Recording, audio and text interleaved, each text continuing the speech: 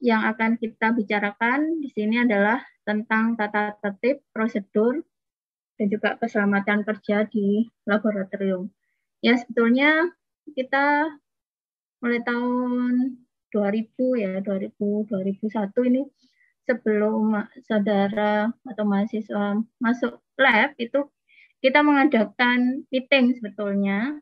Nah, ini kebetulan tahun ini kita belum mengadakan ya untuk yang baru ini, namun sudah kedahuluan berita tentang kejadian kecelakaan ya, termasuk kecelakaan kerja ya.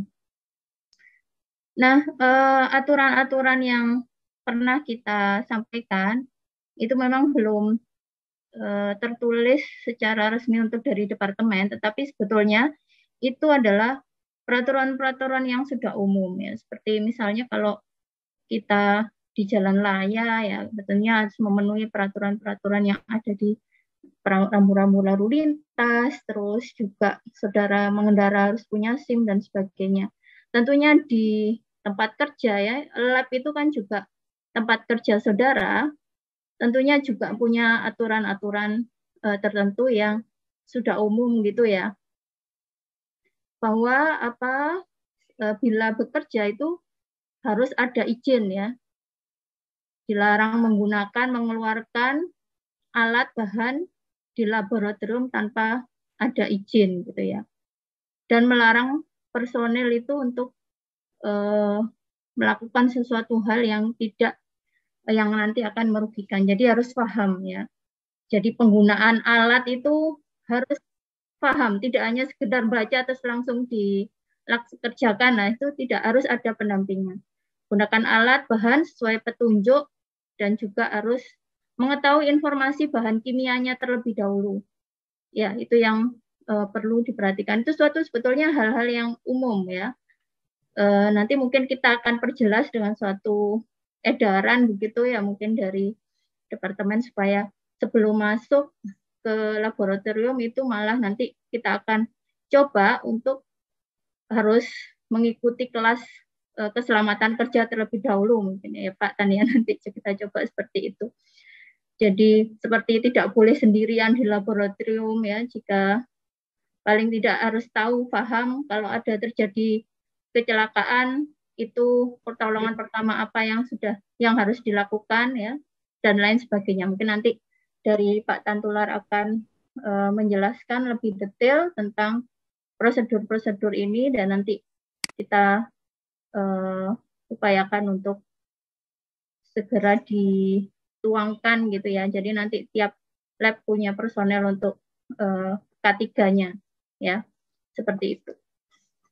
Nanti kita juga akan diskusi mengenai hal ini juga dari mahasiswa, mungkin ada masukan dan juga dari laporan.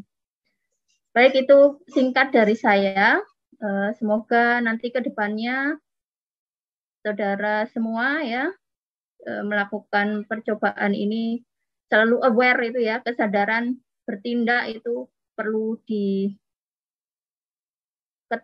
gitu ya, disadari bahwa saudara itu tidak bekerja sendiri, nanti akan memberikan dampak ke yang lain. Ya, tentunya bukan ke orang lain saja, tapi bisa juga nanti kalau kesalahan prosedur itu berdampak ke diri Anda sendiri.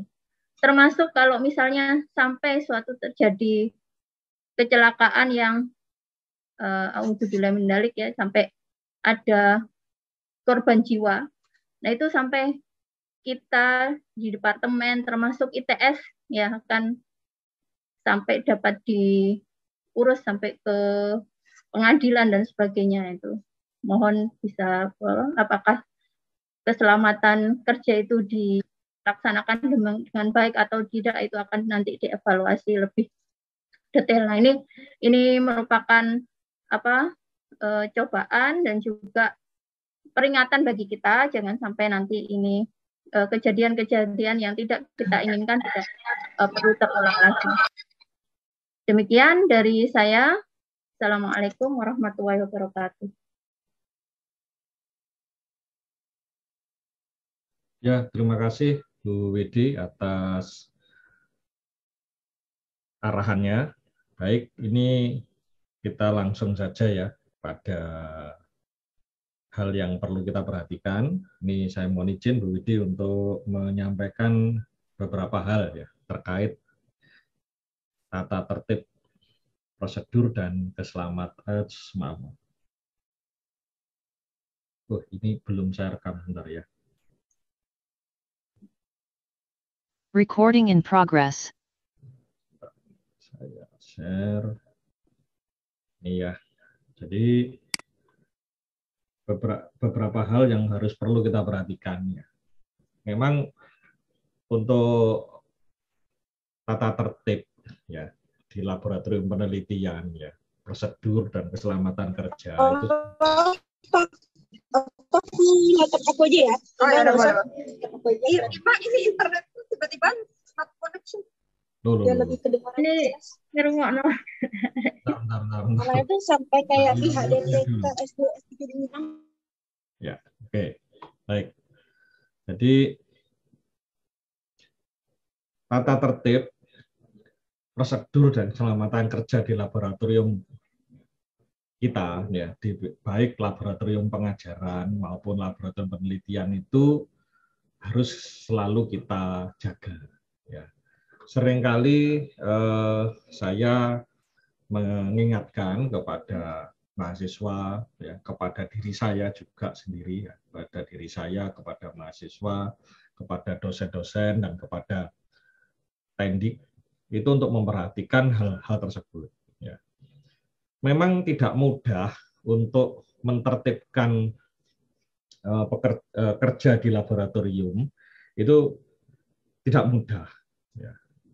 Perlu waktu, perlu energi ya, perlu tekad yang kuat ya, supaya laboratorium penelitian maupun laboratorium pengajaran ya itu bisa terjaga tata tertib, prosedur, dan K3-nya. Ini saya satu persatu saya ingatkan. Yang pertama adalah menggunakan alat di laboratorium itu sesuai dengan prosedur atau instruksi manual alat. Anda harus pelajari dulu ya, prosedur atau instruksi manual itu harus dipelajari dulu ya, harus dibaca, harus sabar membaca prosedur atau instruksi manual, itu harus sabar ya, banyak yang harus dibaca. Hanya untuk timbangan saja buku petunjuknya itu cukup tebal ya, banyak halamannya. Itu kita mulai, sebenarnya itu sudah kita mulai sejak dari praktikum di lab pengajaran, itu sudah kita mulai ya, sudah kita mulai, di mana Anda di minggu-minggu awal itu Anda harus membaca instruction manual. Anda survei di laboratorium, misalkan laboratorium KA, ini saya ingatkan ya, saya mengingatkan, di laboratorium kimia analisa misalkan, atau di laboratorium kimia fisika, ini semua angkatan 2018 atau yang lebih tua itu pasti sudah pernah masuk lab KA dan kimia fisika atau kimia organik. Kalau mikro mungkin waktu itu 1-2 kali masuk lab percobaan, terus setelah itu pandemi. Tapi di lab KA, KO, dan lab KF mestinya saudara sudah pernah masuk. Itu selalu diawali dengan observasi peralatan. Ya, jadi belum percobaan, jadi observasi peralatan. Jadi alat itu harus diperhatikan. Ya, alat itu harus diperhatikan. Apakah itu alat yang perlu bahan kimia untuk bahan kimia tertentu, atau itu alat-alat yang umum ya, itu Anda harus perhatikan. Kemudian di lab-lab pengajaran itu Anda juga sudah dilatih untuk menggunakan safety ya, menggunakan safety facility ya, seperti kacamata, kemudian helm ya, kaos tangan ya, terus kemudian pelindung nafas itu ya. Nah, kayak itu sudah dilatih dari awal. Tapi seringkali di laboratorium itu tidak dilanjutkan. Gitu ya. Ini menjadi sesuatu yang harus kita tegakkan kembali. Jadi laboratorium ini menjadi seperti ini soalnya. Laboratorium itu menjadi seperti tempat mangkal. Seperti tempat mangkal, enak gitu ya. Tempat mangkal. Sehingga akhirnya di laboratorium itu banyak yang bekerjanya tidak aman. Tidak menggunakan kacamata, ya, tidak menggunakan kaos tangan, sandal jepitan, gitu. Ya, jadi padahal kalau di lab pengajaran itu tertib sekali gitu ya. Ada jas labnya, ada kaos tangannya, ada kacamatanya, ya bahkan kalau di lab OTK itu ada helmnya gitu ya, pakai sepatu safety ya. Gitu ya, di lab OTK itu harus sepatu safety, helman ya. Tapi kalau di lab biasa kan tidak, lab biasa itu hanya kaos tangan, jas lab dan kacamata ya, atau pada waktu-waktu tertentu harus menggunakan pelindung pernafasan. Nah, itu harusnya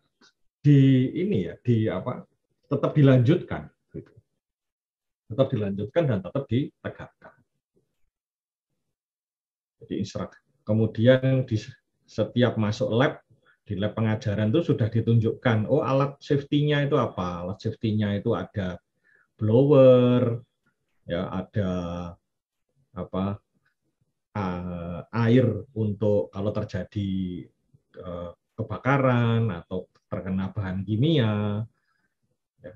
Nah, kemudian ditunjukkan alat-alat pemadam kebakaran itu ada di mana gitu ya. Itu sudah dimulai sejak di lab pengajaran. Nah, itu mestinya di lab penelitian hal seperti itu tetap harus dilanjutkan. Ya, coba sekarang mulai besok siapa yang melakukan aktivitas eksperimen di laboratorium, coba dimulai menggunakan jas lab, ya, menggunakan Google, menggunakan kaos tangan. Ya, coba mulai besok dipakai lagi itu jas labnya. Ya. Dan yang keempat pakai sepatu, ya, pakai sepatu. Tidak boleh tidak pakai sepatu. Harus pakai sepatu. Nanti ada hubungannya dengan kebersihan. Gitu ya. Lab itu harus pakai sepatu. Kalau tidak nanti berbahaya, bisa ketumpahan bahan kimia, ada bahan kimia, ada alat gelas jatuh. Ya kemarin kan ternyata ada yang pakai sandal jepit atau gimana, akhirnya kakinya terkena pecahan kaca yang jatuh di lantai gitu ya. Nah, itu kan menunjukkan bahwa kita di lab itu ya harus pakai sepatu. Kecuali untuk daerah-daerah tertentu yang memang di situ aman untuk tidak memakai sepatu. Ya, seperti ruang komputer gitu, nggak pakai sepatu, mungkin tidak apa-apa. Ya, ruang kerja, ya ruang khusus kerja, ya di situ tidak ada apa-apanya. Tidak ada bahan kimia, tidak ada alat,